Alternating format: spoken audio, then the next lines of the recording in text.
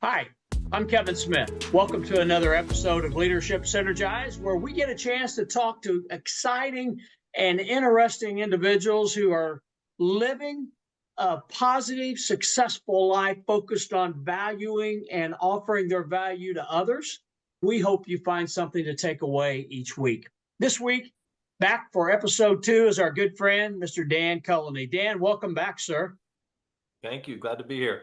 So it's a positive that you're still here, right? Last week must have went okay in that regard. It sure did. It was a pleasure. If you joined us last week, and if you haven't, I would encourage you to go check out our episode on our YouTube channel and learn about Dan. Dan is a theater actor, and he's currently starring in a show that I could not more highly recommend, Queen Esther.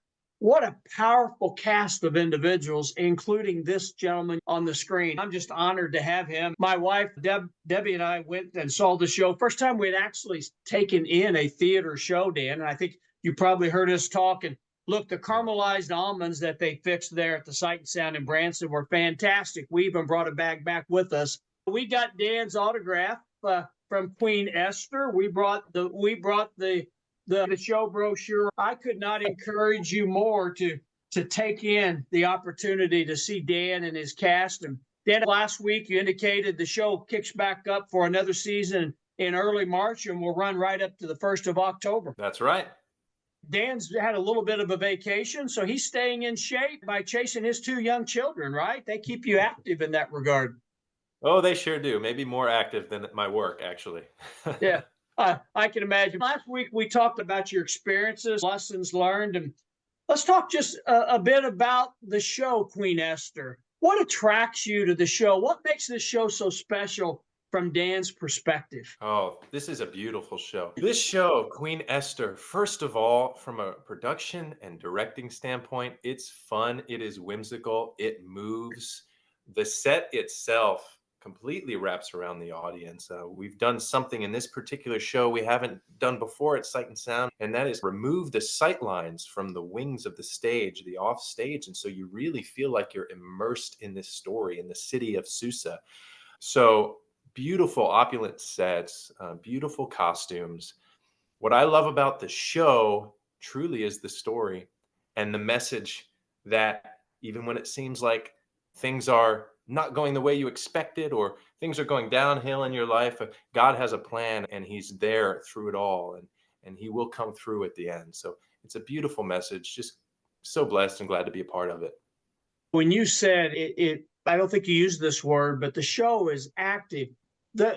My wife and I, following the show and for several days after talking, there was not a moment to catch a breath. There was action occurring, complete choreography was so perfect.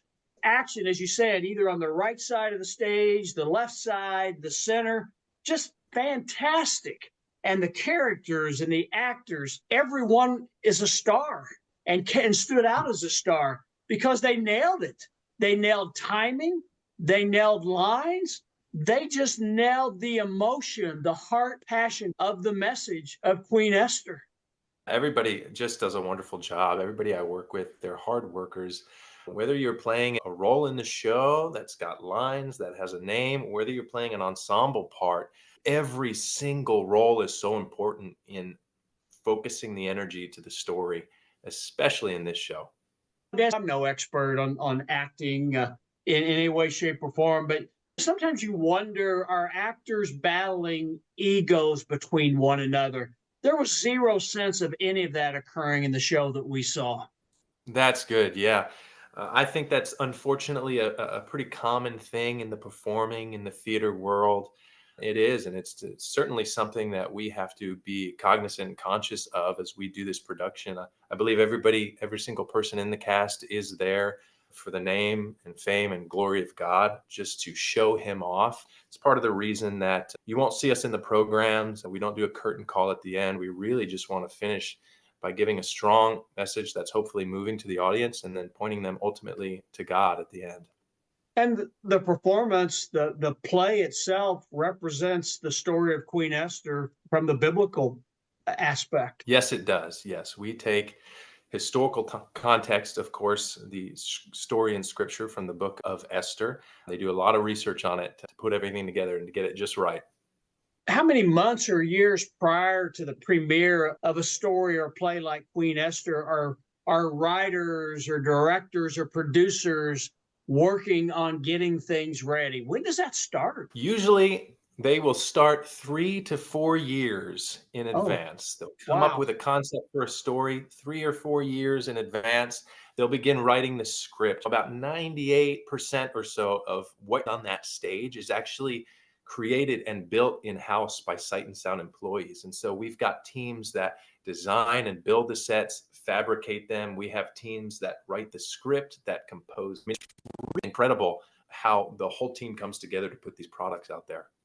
Yeah, the talent is amazing. To your point, for the end product to be as amazing as it is with the actors themselves, everything else just indicates the talent is just unbelievable. I couldn't agree with you more. And honestly, every time we start a new show, I look up at everything and think, I get to be a part of this. This is just wild. I got to shadow, which pretty much just means follow behind the lighting department. And we have a catwalk system that is pretty much these little bridges in the ceiling where all the lights are hanging from that shine down on the stage. And it was so neat to shadow that department because we really don't ever get to see them up there, though they see us all the time, and just see how well this team operates. And it was eye-opening for me. It was inspiring to me just to think, boy, I got to step up my game and continue to do as good as I can because these folks up here are just nailing it. And it's something we take for granted, but it's amazing what they do up there. And that's just one of the many departments running the show. That's a great point that maybe gets overlooked. I would have to assume that is very motivational and inspirational when you see those individuals and talents who are typically known as, for lack of a better word, behind the scenes individuals. But that's motivating when you see what they're pouring into the work they're doing. It is. Yeah, they are incredible workers. And there are certain jobs at this theater I couldn't begin to know what goes into it. Some of our stage managers who call the shows, pretty much they're like the air traffic control of the theater, down to our audio technicians who, if you can imagine, we've got 55 adult cast members in the show and we've got some kids as well. And every spoken line, there's a fader on a board that's brought up when that line is spoken, brought down when the line is finished. They look like a pianist back there at that board, just bringing up faders, bringing up and down, not to mention controlling the levels and hitting sound effects. It's just incredible what they do. And you play one of the main characters, the king in this play, Queen Esther. When plays come up, do you have an opportunity to apply or identify interest in a particular character, or is that brought to you by maybe those creating the play itself? Yeah, it's mutual. Usually in the springtime, we receive an interest form where a current cast has the opportunity to write down, these are the ones that I can see myself maybe doing that maybe fit my type and also something that I desire to do. We'll submit those to our casting director and then they will deliberate and decide, okay, let's have you come to an audition and read for or sing for these roles. They might be the roles that you wrote down on the interest form. They might be completely different, but at least they took the time and they were able to consider what we are interested in. My friend, you're a very talented individual in all aspects of acting and in playing the roles and performances that you have. What would you consider to be your most natural talent that you get to utilize more than not when you're in a role? I've been told that I have a pretty booming voice and a pretty strong presence on stage. And I've just decided, okay, I guess I'm going to work on that as much as possible. I think a common trap that actors and performers can fall into is they see another performer out there who is really good at this one thing and they say, okay, how can I do that but even better? And that's the wrong way to view it. I think the right way to view it is to say, what do I naturally bring and how can I accentuate that? And so that's a lesson I had to learn a couple years in. And when I realized what those things were that I naturally brought, I just tried to exaggerate and accentuate those. And I think it's worked out pretty good. It's worked out fantastically for you. If Dan wasn't an actor, Dan would have been doing what at this phase of his life? Oh my goodness. Probably something entrepreneurial. I don't know exactly what would be, to be honest with you. When I was back in school, now I went to a vocational high school for performing arts. I remember in my senior year, our English teacher said, "Let's get real. What do you guys want to do besides performing? Because the honest truth is, most of you are not going to make it in this." And so that was pretty sobering. But I honestly sat there and thought, with a more creative mind, it was difficult for me to just pick one thing and say, I want to run with this for the rest of my days. That was scary to me. And so what's neat about performing is it is always changing, and you always have an opportunity to be creative and to create something new. So I don't know what it would be, but I imagine it would be something entrepreneurial. Dan, before we move to talk about you and your professional and personal growth and tools you utilize to help you in that regard, do you have a favorite role that you've performed with or served in to this point of your career? Yes, I do. And it's actually the current role that I'm playing. I knew you were going to Yeah. say that.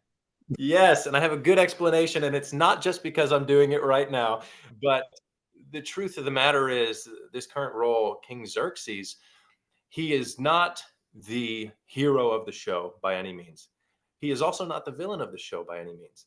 Mm. He is swayed by both of them. And so what that creates is this huge character arc. And that's what's so fun to play, because it allows me to play all these different dimensions, different emotions, and it allows my character to go through a lot of growth throughout the show. And that's something that I have not experienced to this extent. So that's why this is my favorite role that I've done. As you're describing, I'm sitting here revisiting the performance that my wife and I watched again in September of 2023, and I'm seeing exactly what you're talking about. The arc and the challenge. It's a challenging role, I would think, in that aspect. But if you're an individual, an actor such as yourself, looking to continue that next step towards excellence, I would tend to understand exactly what you're saying. That there's no better role with that type of arc needed for nailing the performance to truly measure, are you moving towards that level of excellence that you desire?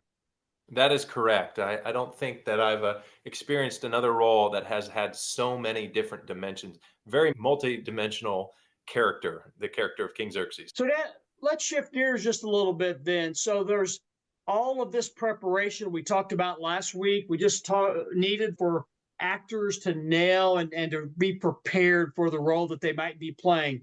In particular, for you and your castmates in the theater, and currently in Queen Esther. Let's get another plug out there for Sight and Sound in Branson, Missouri. If you're in the area or looking for a place to go, beautiful area, a lot of activities, but the Sight and Sound Theater is just fantastic. And the performances, it will change a life as it did mine and my wife's. Just such an impact of Dan and his castmates. Wow, I just can't say enough about that piece. Dan, I know you're a strengths assessment, a Gallup Clifton Strengths person, and I'm a certified Clifton Strengths coach. Just love the program, the 34 strengths that we have.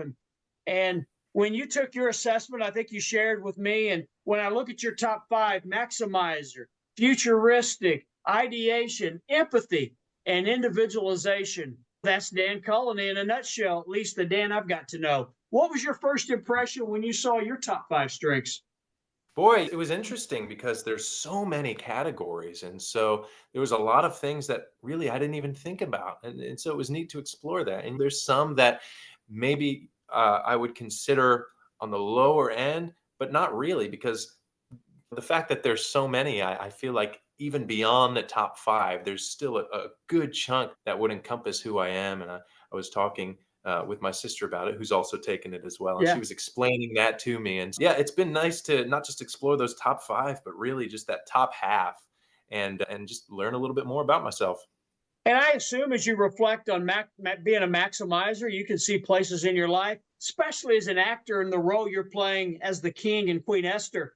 That's got to be a challenge. And you can see that focus on maximizing. You just talked about the arc a bit. I could see that strength playing right into that. Yes, yeah, and it's so interesting to think about. I've talked to some other people who have maximizing pretty high as well, and to see that for some people that looks like maximizing a team and motivating people to attain that goal. I think for me personally, especially as a creative and as an actor, it's more internal. It's that personal. How can I hit that goal? How can I push this as far as possible.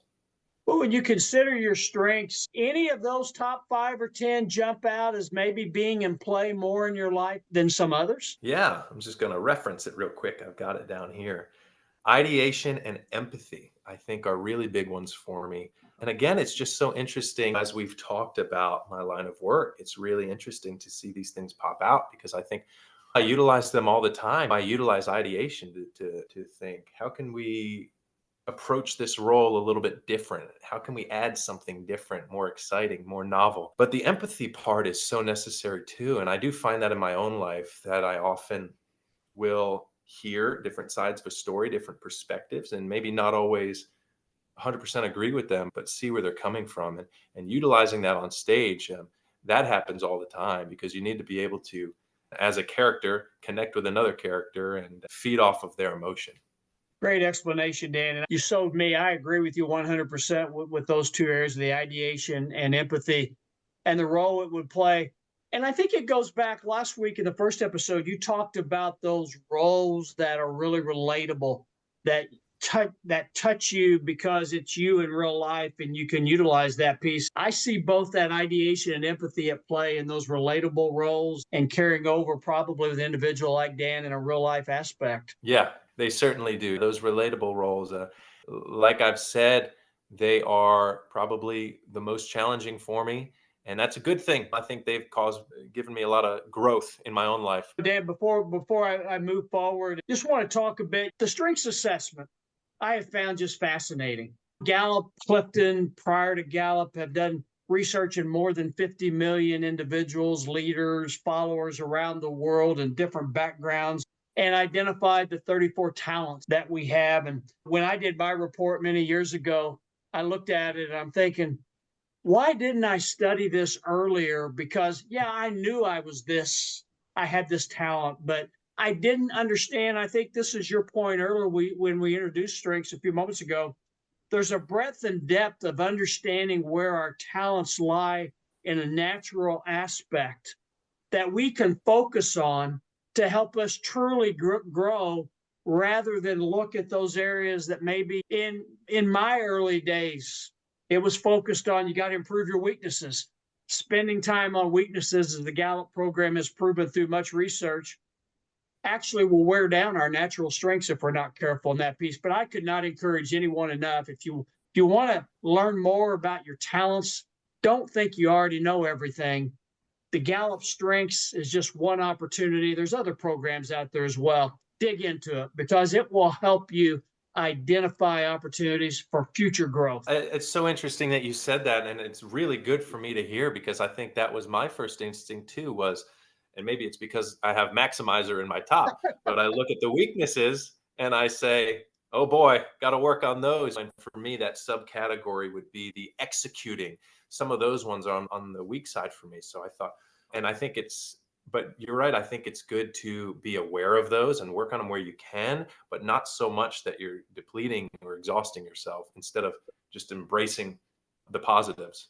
The Gallup program states that we have weaknesses within our strengths that block us from fully executing our most natural talent in the most positive and most effective way.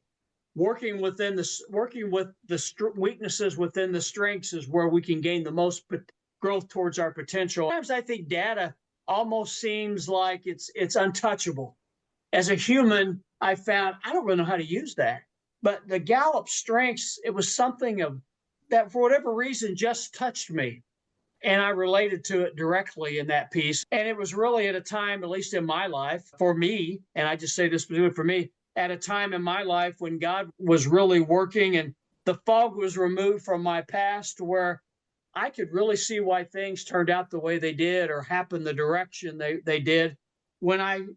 And by understanding my strengths, it helped me connect further into that piece. So I could not encourage individuals enough to dig deeper into what you know about yourself. It's that self-awareness thing, right? And Dan, I've told others that I used to think self-awareness was a one-time look in the mirror and away you go. But in today's world and what I've learned in my life, self-awareness is nothing if it's not an in-the-moment thing. Every opportunity we're interacting, every project we're working on, every practice we're preparing for, every relationship we're developing. That self-awareness is so important. I agree with you.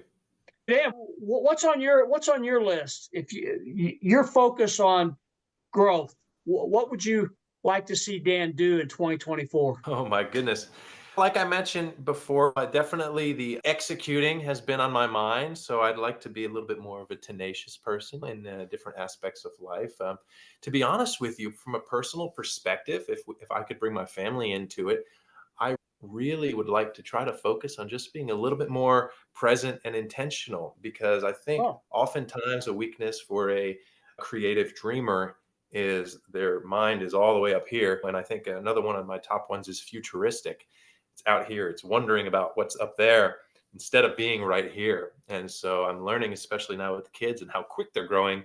Oh my goodness, I got to be present. And so that's what I'm really striving for right now. professionally, career-wise, what's next for Dan? Oh, yes, good question. Honestly, it's in the Lord's hands, and that's how I've approached it the last 12 years or so. And so I love what I'm doing right now. And I've been asked that a couple of times here recently. And I simply say, if the Lord wants to change my direction, we'll see what happens. I've been working on some commercial things and found that I enjoy doing that, some local commercial work. Films is very intriguing and interesting to me. And like I said, in today's day and age, there's different ways to get involved with that. So I've seen some opportunities here or there. And if the opportunity presents itself, I would gladly jump into that. What's really neat is that Sight and Sound is starting to do some film things as well. So if they ever see me fit for something like that, I might do that as well. But yeah, we'll see. Otherwise, I'm really grateful for what I'm doing right now. Dan, you come across as very grounded, and I think that's one of your strengths that is contained through those top 10. They're working together to create this successful, positive, energetic, passionate, futuristic visionary that we've heard these past 2 weeks. And Dan, before we go, I would be remiss if I didn't ask you to share a piece of advice you have for someone maybe looking to enter the acting world, or maybe struggling in that piece, or maybe for personal growth to develop that leadership skill that will help them be successful in that industry. Wow, that's great. It can take some thick skin, that's for sure. I think one of the biggest things is just the confidence of it. It's not so much a pride thing, but it's just going into the room and saying, you've got a need, casting this project or filling this role, and I'm the person for the job. And just being confident in those skills and not being afraid to really push to the extreme, and then being told to scale it back if needed. Because sometimes people will start here and it's really difficult to get them up here. But if you can have the courage in yourself to jump to this and then be told, maybe a little less, that's really helpful in certainly the theater scene, but really, I would say the entire world of performing and acting. One last time, tell us about Queen Esther and the shows again in 2024. Yes, 2024, in the beginning of March all the way to the beginning of October, we'll be playing Queen Esther in Branson, Missouri. You can come out and catch the show Tuesday through Saturday. We usually do a matinee and an evening show. Check us out. Outstanding. Dan, the show, your castmates, it's awesome. There's not a moment of downtime. So get your caramelized almonds as you go in to begin with.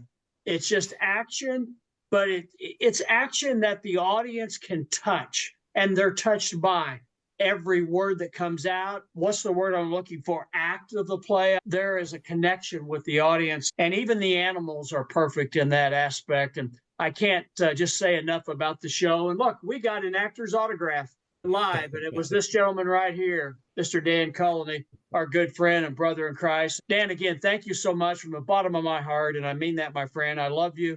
I love what you're doing. You're an outstanding human being and father and brother and all aspects, acting, etc. And I know you've got much ahead, and I love the groundedness that I hear. There's things for me to take away in that regard. And just thank you for your time these last 2 weeks.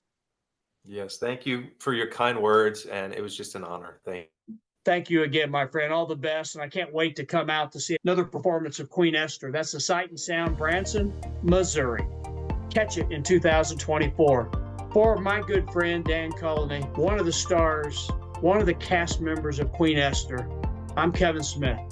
Thank you from the bottom of both of our hearts for being here. We wish you nothing but success. God bless you. We appreciate you.